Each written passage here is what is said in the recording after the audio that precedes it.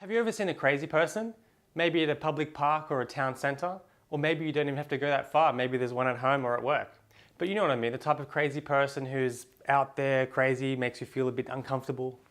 Well, on the weekends, my wife and I, Sylvia, we went down to the main park in Sydney, Centennial Park. It's kind of like the big central park in New York City or Hyde Park in London, you get the idea. And we went there to enjoy the nice winter weather. And there was a crazy person there, you know, with the arms going everywhere, shouting, screaming. It was really uncomfortable.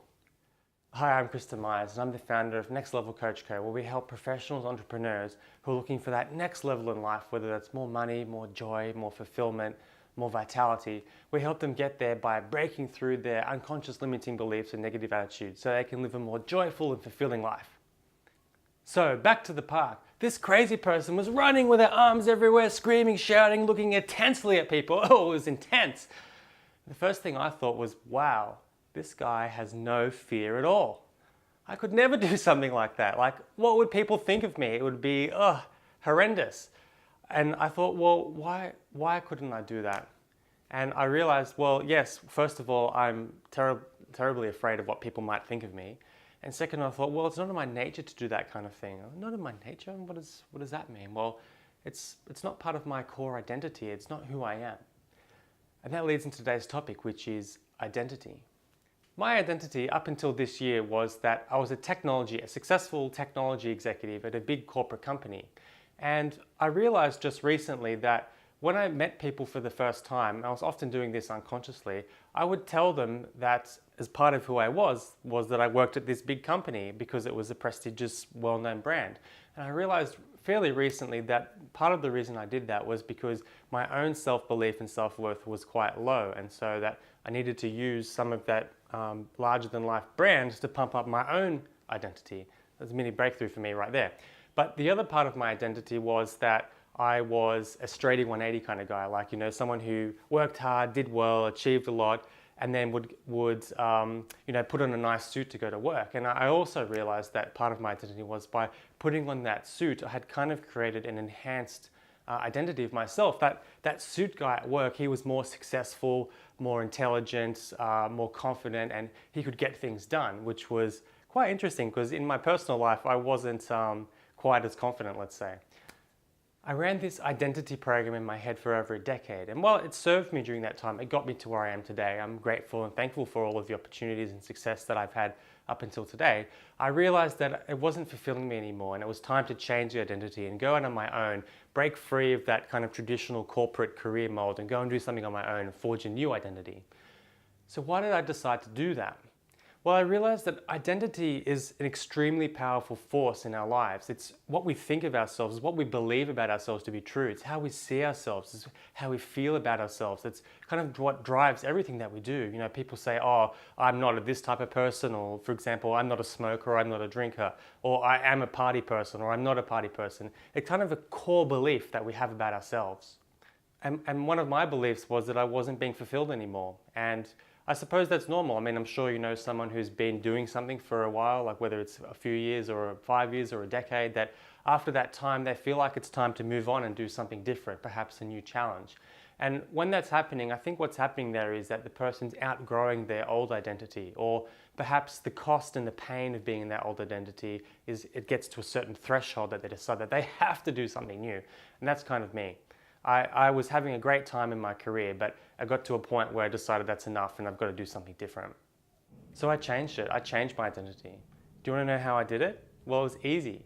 Well, actually, it's not quite true. It's an easy process, but the process of actually doing it can be quite uncomfortable at first. That crazy person I mentioned back in the park who was shouting with arms everywhere, doing crazy things, well, that was actually me. I was claiming my new identity. I decided just before the run that enough was enough, and I was going to decide there and then who I am now. What do I stand for? Who am I? And I declared that to myself and to the unfortunate, other folks that were in the park at the time. We're all led to sometimes believe that fulfillment comes from the things that we have and the things that we do. Things like money or expensive toys or expensive trips, those types of things. But those things might meet some surface level needs, but I think you'll find that the deeper fulfillment comes from within, and from who we are, who we need to be, who we grow into.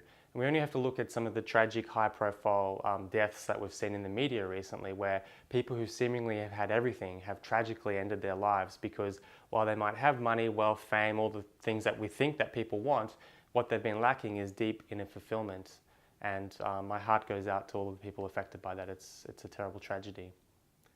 So it's my belief that fulfillment comes from growth along the journey of getting to where it is that we want to go. So for example, if we set some goals that we want to have certain things, well, we have to go on a path, a life journey to get there, and along that path we grow. So it's my belief that it's not so much about the things that we get in the end, the achievements that we get, or the material possessions that we claim at the end of the journey, but it's more about who do we grow into, who do we need to be, who do we become to get there, and that's where the fulfillment comes from, that life path of growth and transformation.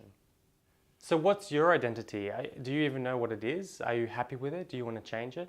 Well, the good news is that your best self has got you to where you are today. So wherever you are today, you can kind of look back and think, well, who have I been to date? Because that person's got you to where you are. But regardless of what's happened in your life, whether there's been tragedies, comedies, adventures, joys, any kind of emotions up until now, that's the past. And you can now decide from this moment, just like I did in the park, what your life and story is going to be about going forward. You might be thinking or saying to yourself now, but Kristen, I can't change my identity just like that. I mean, I've been telling myself my whole life that I'm not good enough, or I'm too tall, or I'm too short, or I don't have enough experience, or I have too much experience, or I can't do this, or I can't do that, or that's not me. But I'm here to tell you that those are just limiting beliefs and negative thoughts that are in your mind. Like, they're not real. You've been telling them to yourself for so long that you believe them, and it's time to let them go. And if you need help with letting them go, I have a special program that can help specifically with that. But they are just thoughts, they're just in your head, and we can get rid of them. So it's time for you to decide who you're going to be going forward. If I can change my identity, then anyone can. I mean, for the people out there that know me personally, it's absolutely crazy that I'm recording video now live, direct to camera, and publishing that onto YouTube. I mean, in my previous life, I would never have done something like this. Like, I hated being in the spotlight. I feared it. It would get my heart pounding like crazy. I just could never imagine doing something like this. So if I can change, you can change. Let's do this right now together. What are 3 words that describe you as a person? I want you to think of the first 3 words that come to mind. Say them out loud or write them down. 3 words that describe you as a person. Got it? Great. Now think about those 3 words. Are they the old you, or are they the you of the future? Have a look at it and decide. Like, maybe you've been a certain person, but now is the time where you can decide who you're going to be going forward. Who would you need to be to achieve the dream life that you want to have? The crazy guy at the park, and that was me if you didn't pick that before, he was shouting, I am love, I am joy, I am courage, I am gratitude. The purpose of my life is to take inspiring action that gives love to myself and others. That gives you a flavor of that gives you a flavor of who I want to be and who I am now. But who are you? Just as simply as this, say, I am something. What are you? I am what? I am blank. I am. Put those 3 words in and say it to yourself. Say it out loud. I am. I am. I am.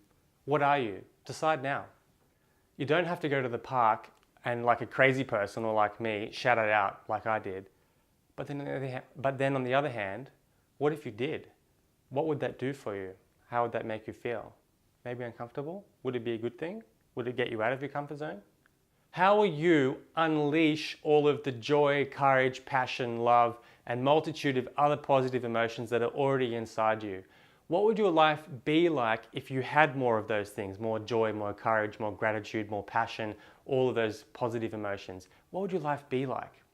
I challenge you to be the metaphorical crazy person for a day, or even just for a moment, and see what it feels like. What's it like to get out of your head just for a moment and into your heart and really feel some of those emotions? It's a tough thing to do, especially for guys. It was hard for me, but I can promise you that if you can do it just for a moment or for a day, it's totally worth it. In doing this process, I'd love to hear from you. What do you learn about yourself? What do you find out about yourself? And who are you going to be to live the dream life that you want to have? Let me know by commenting below this video. I can't wait to see the comments and hear from you. Until next time, cheers!